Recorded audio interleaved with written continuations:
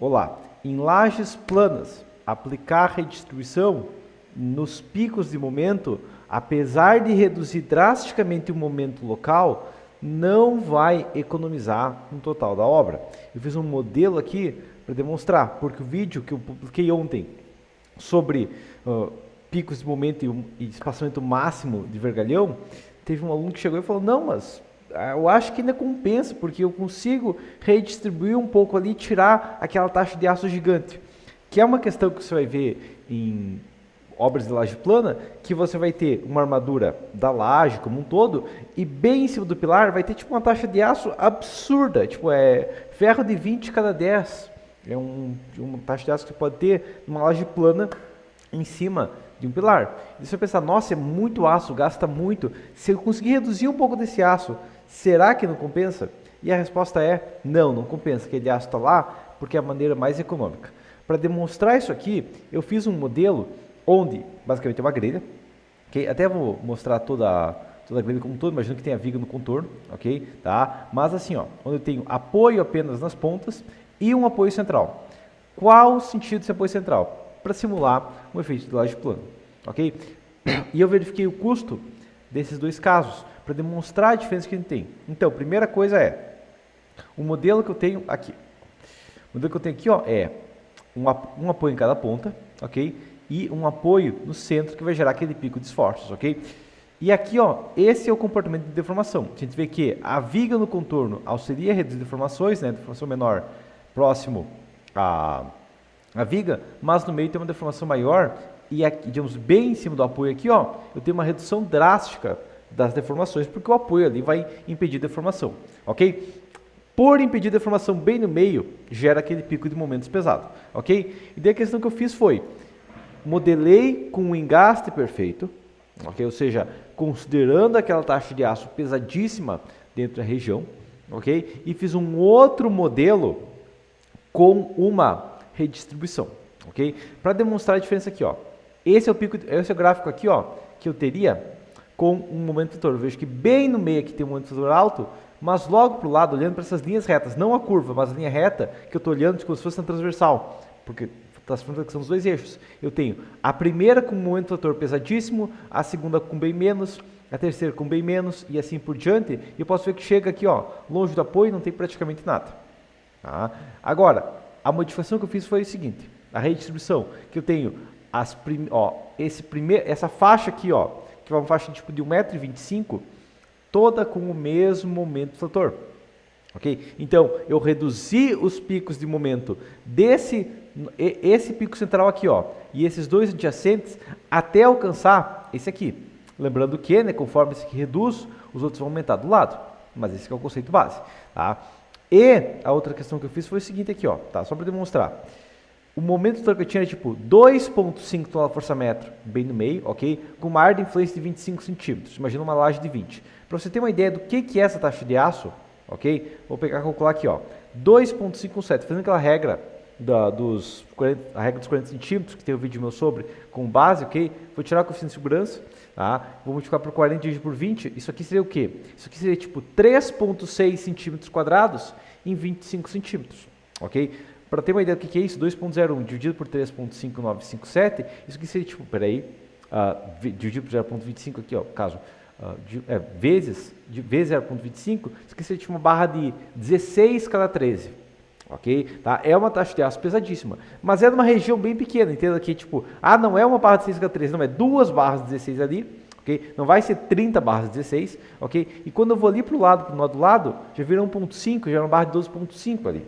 Duas barras de 2,5 nesse 25 e depois já vira tipo 1, ok? Aqui do lado com o modelo redistribuído, que eu reduzi basicamente pela metade do momento, eu fui para 1,28 aqui, fui para 1,28 aqui e fui para 1,28 aqui, onde tinha 1,02 aumentou para 1,28, mas onde tinha 2,5 reduziu para 1,28. Você vai pensar, pô, reduziu bastante, deve ter economizado muito dinheiro aqui. E a questão é, não é bem assim. Por quê? Quais são os problemas disso aqui? Primeiro problema, quando eu redistribuo, e é uma questão para o resto da vida você tem que entender, redistribuição significa aumento das deformações, ok? A deformação máxima da laje, que estava tipo em 2,87, foi para 3,35, ok? E daí eu fiz uma planilha base para entender a diferença que eu tenho aqui. Primeiro, flecha era 2,37, foi para 3,35. Eu tive um aumento de flecha de 16,7%. Okay? Então, só esse aumento de flecha já é uma porrada que eu vou ter que sofrer aqui a mais por causa disso. Por quê? Bom, quando estou pensando em uma laje plana, eu estou pensando em uma laje que deforma pouco? Não. Tá? Uma laje plana é uma laje que tem que ter deformações maiores que outros tipos de estruturas, porque eu não tenho vigas rígidas para auxiliar no comportamento dela. Então, a laje tem que vencer toda a deformação. E o que acontece? Que uma laje plana geralmente vai ter no mínimo 16, mas geralmente 20 centímetros de espessura. Ok? Essa diferença de 16,7% é 1% a mais, 1 centímetro a mais de inércia. Ok? Então, só para entender a questão, mas se eu pegar esse 16,7 aqui, ó, colocar esse aqui, ó, esse dividido por esse aqui, ó, e ele levar isso aqui na 1/3, porque inércia é a base vezes altura ao cubo, é 5% de aumento de inércia que eu tenho que ter. Ah, vou aumentar de 20 para 21. Mas quando aumenta de 20 para 21, lembra que aumenta o peso também, aumenta os esforços, proporcionalmente e tudo mais. Então acaba sendo um problema. E se eu chego para um modelo estrutural que eu falo, tem uma laje de 20, eu consigo fazer ela com 19, controlando a flecha, compensa muito mais. Ok? Primeiro entenda isso. Próximo, picos de momento positivo e negativo. Bom, quando eu redistribuo, o ponto de maior momento positivo dessa laje aqui, ó, foi de 0,389 kgfm para 0,434, ok? Ou seja, teve um aumento de 11,6 no positivo. Ah, mas o negativo reduziu bastante. Sim, o negativo reduziu em quase 50%. E aqui vai ter muita gente que vai pensar, nossa, eu tinha 2,5 kgfm, foi para 1,28, reduzi pela metade meu momento fator, vou economizar rio de dinheiro. Não vai. Tá? Você não vai economizar rio de dinheiro porque eu não estou falando igual. Lembra, o positivo ele tem uma largura de eixo a eixo do pilar. Vou imaginar que seja lá uns 6 metros. Eu estou falando que eu vou ter que colocar. Se eu for colocar uma barra a mais a cada 20 centímetros, estou falando de 30 barras ou mais. Agora, o pico de negativo é só numa região de tipo de 25, 50 centímetros, ok? Menos de 1 metro com certeza. Então, mesmo que eu coloque um monte de barra pesada ali, a cada 20 são só 4, 5 barras, não 30 barras.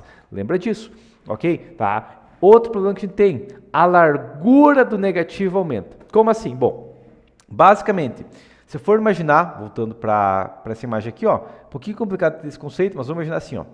Tá vendo esse gráfico aqui? Esse gráfico aqui de momentos aqui, ó. Tá? O que acontece é o seguinte, ó. Aqui eu tenho, vamos pegar do meio, ó. 1, 2, 3, 4, 5, 6, 7, 8, vindo até aqui, ó, 9, 10, 11 nós. Todos esses nós têm um pouquinho de negativo. Já aqui, onde o meio, que é o ponto mais eficiente, porque tem em cima do pilar o ponto mais rígido, puxa mais um momento, eu tenho 1 aqui, 2, 3, 4, 5, 6, 7, 8, 9 nós apenas, ok? Quem sabe esse pequeno aqui 10, ok? Mas eu reduzo a largura da laje que tem negativo, ok? Longe do apoio, eu não tenho negativo, só que se eu redistribuo aquele momento fator negativo que eu tinha em cima do apoio, ele vai se espalhar mais, ok? E consequentemente, ele vai ter uma largura que eu tenho que armar para o negativo maior, ok? Tá? Não, você não tem que pensar, eu redistribuí, eu reduzi o momento. Não, eu redistribuí, eu espalhei o momento. Eu tinha um pico de momento num ponto só, tá? Então, e agora eu espalhei ele, ok? Imagina que o momento fator seja, você tem que limpar uma casa e o momento fator é a sujeira. Eu tinha toda a sujeira da casa num lugar só e eu espalhei para a casa inteira. Eu limpei ou sujei tudo? Eu sujei tudo. Okay? O que eu quero é um pico de momento num lugar só, porque eu armo só aquele lugar. Okay? Então lembra que o momento acaba espalhando, a redistribuição acaba espalhando o momento e eu tenho que armar mais para o negativo. Okay? Além disso, vamos dar uma olhada nesse gráfico de momento aqui. Ó. Vamos contar quantos nós vai ter esse gráfico aqui, qual seja a largura do momento. Eu tenho o quê? Bom, basicamente eu tenho o primeiro nó, 1, 2, 3, 4, ó. O momento fator negativo aqui, ó, não chega no 5, ó. Aqui já começa a ser positivo totalmente. Ok? Então chega no 5. Agora, com a redistribuição que acontece, como os nós do lado, que não tem uma cortante tão elevada, e lembrando que quando tem um momento vetor negativo, é a cortante que eu vou ter que vai reduzir esse negativo, ok? Conforme se espalha, eu vou ter então um nó, dois nós, três nós, peraí, pegando daqui, ó, um nó, dois nós, três nós, quatro nós aqui, ó, basicamente na mesma região. Então, eu aumentei a largura que eu tenho no momento vetor negativo, ok? O espalhamento não reduziu em nada, ok? Ficou na mesma coisa. E como um todo, eu vou ter que basicamente ter mais largura de armadura negativa, ok? E dentro da questão aqui, a largura negativo, se eu for pensar transversalmente, né, foi de 2,35 para 2,80 metros aproximadamente, ok? Então eu posso ter reduzido o momento vetor negativo, mas eu aumentei a largura dele, ok? Tá? E quando for pensar no momento positivo, que eu vou ter é o seguinte, ó. O momento fator que eu tinha 1.672 foi para 1.65. O aumento de positivo é pequeno. Por quê? Se eu tinha um pico de momento tão grande, eu redistribuí um monte. Como que reduziu pouco positivo? Porque reduziu 4,7% na laje toda, não só num pontinho pequeno. Ok? Tá? E a questão é, imagina que você tem um balde de água e daí você derrama o balde. Ok? O balde de água, se eu derramar na casa inteira, vai dar um fio de água bem fino, ok? Mas espalhou água por todo momento, por toda a região. Mesma coisa aqui, você tinha um pico de momento ali, que era concentrado em um momento gigante, você espalhou pela laje inteira e ficou só um pouquinho de momento a mais em toda a laje, mas teve um momento a mais em toda a laje, ok? E o momento negativo, por mais que eu tenha reduzido, sei lá, em quase 50% no ponto crítico, reduzi em 19%. No total real, ok? Só que entra a questão que eu reduzi em 19% o momento, mas espalhado numa largura maior. Então eu não vou conseguir economizar tanto, até por causa da armadura mínima e outros fatores, ok? E dentro de uma questão, se eu pegar a economia que eu tive de 19%, e daqui deu igual, geralmente não vai ser igual, vai ser próximo, tá? Com o aumento de largura, só isso aqui, esse aqui já mata esse aqui, ok? Se eu quiser padronizar essa armadura, piorou mais ainda. E um momento positivo, aumento de 4,7, eu economizei 19 para aumentar 4,7, mas eu economizei 19 de uma pequena região para aumentar em 4,7 em tudo. Então, acaba que eu não tive economia, tá? Para ter uma ideia base aqui, só fiz um cálculo base aqui para ter uma ideia, mas realmente teve um aumento de custo aqui, ó, de 1,7% nessa brincadeira de aplicar a redistribuição. É uma diferença gigante? 1,7% é uma diferença mínima ali, não vai ser problema. Não é uma diferença pequena. Por quê? Porque um aumento de custo de 1,7 no aço como um todo, combinado com um aumento de 16,7% na flecha, é uma diferença pesada no custo total da obra, quando for pensar que eu não tenho uma laje plana, eu tenho uma obra de 8 andares, tem 8 lajes planas. Se a obra tem 40 pilares, eu tenho 40 vezes 8, 320 ligações assim. Ok? E cada redistribuição aqui aumenta um pouquinho o custo. Quando eu combino tudo, vai ser uma redistribuição, vai ser um custo, um aumento considerável no custo total da obra, porque lembra que a gente está falando de valores gigantes numa construção, ok? Está falando de valor de milhões. Se eu pego 1,7% de valor de uma construção, é como dizer gigante. Mas o aço só 10% disso, beleza. 0,2% do valor da obra é um gasto a mais que eu posso ter aqui. Ok? Combinado com flash e tudo mais, acaba sendo um problema considerável. Então, não. Redistribuir picos de momentos não é eficiente na maior parte das vezes. Eu sei que vai ter um pico de momento, e isso é bom, porque é um pico de momento, tem uma concentração de esforços consideráveis ali, ok? Desde que eu não chegue no domínio 4 com aquele momento, eu tenho todo o momento vetor concentrado ali, então eu posso colocar todo o meu aço concentrado ali, em vez de colocar um monte de aço espalhado pela laje inteira. Ok? Tá? Então pensa, o que é melhor você chegar em casa e olhar? Eu tenho toda sujeira numa caixa, okay? Uma caixa cheia de sujeira, ou você quer a sujeira espalhada por toda a casa? Se eu vou toda sujeira de uma vez, parece que é mais, mas na verdade a sujeira espalhada por toda a casa é muito pior no final das contas. Ok? Isso você tem que imaginar. Então, armar com aquele pico de momento, realmente entupir de aço ali, colocar aquela barra de 16 ali, 4 barras, 6 barras de 16 ali, numa pequena região, pode parecer bastante, porque você está vendo ferro de 16 cada 10, num pilar que tem 60 de largura, mas na prática, ok, mas é só 6 ferros de 16. Não é que nem na laje, no positivo, que eu teria, em vez de ter 30 barras de 8, Eu tenho 40 barras de 8 cada 15, ok? Eu coloquei 10 barras a mais de cada 15. Pode ser só para cada 15, mas é 10 barras a mais. Então acaba sendo um custo bem maior, até porque essas barras de negativo vão ter, sei lá, 1,5 m, 2 metros, enquanto que as barras do positivo vão ter que ter 6, 8 metros. Lembra disso também, beleza? Mas por enquanto isso é isso. Então, lembra, negativo é seu amigo. Negativo não é uma coisa ruim.